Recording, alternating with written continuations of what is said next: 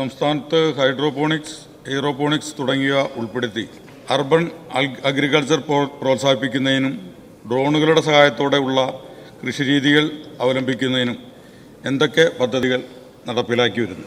ഇപ്പോൾ കേരളത്തിലെ FPOകൾ, യുവാക്കൾ, കുടുംബശ്രീ, കൃഷിക്കൂട്ടങ്ങൾ തുടങ്ങിയവ ഡ്രോണുകൾ ഒരു പുത്തൻ സംരംഭം എന്ന് കണ്ട് ഡ്രോൺ പൈലറ്റ് ലൈസൻസ് നേടുകയും കർഷകർക്കായി ഡ്രോൺ സേവനങ്ങൾ നൽകുകയും ചെയ്തു വരുന്നുണ്ട്. നെൽവിത്ത് വിതയ്ക്കുന്നതിനും ഡ്രോണുകൾ ഫലപ്രദമാണെന്ന് കണ്ടെത്തി കുട്ടനാടൻ മേഖലയിൽ ഡ്രോണുകൾ വിത്ത് വിതയ്ക്കുന്നതിന് ഉപയോഗപ്പെടുത്തിയിട്ടുണ്ട്. കൃഷിയിടങ്ങളിലെ രോഗകീട പ്രശ്നങ്ങളെ ഡ്രോണുകൾ ഉപയോഗിച്ച് നേരത്തെ തന്നെ തിരിച്ചറിഞ്ഞുള്ള ഗവേഷണങ്ങൾ കാർഷിക സർവകലാശാലയിൽ നടന്നു വരുന്നുണ്ട്. ഡ്രോൺ പൈലറ്റ് ലൈസൻസ് നേടുന്നതിനുള്ള കേന്ദ്രങ്ങൾ കേരളത്തിൽ ഇപ്പോൾ ലഭ്യമാണ്.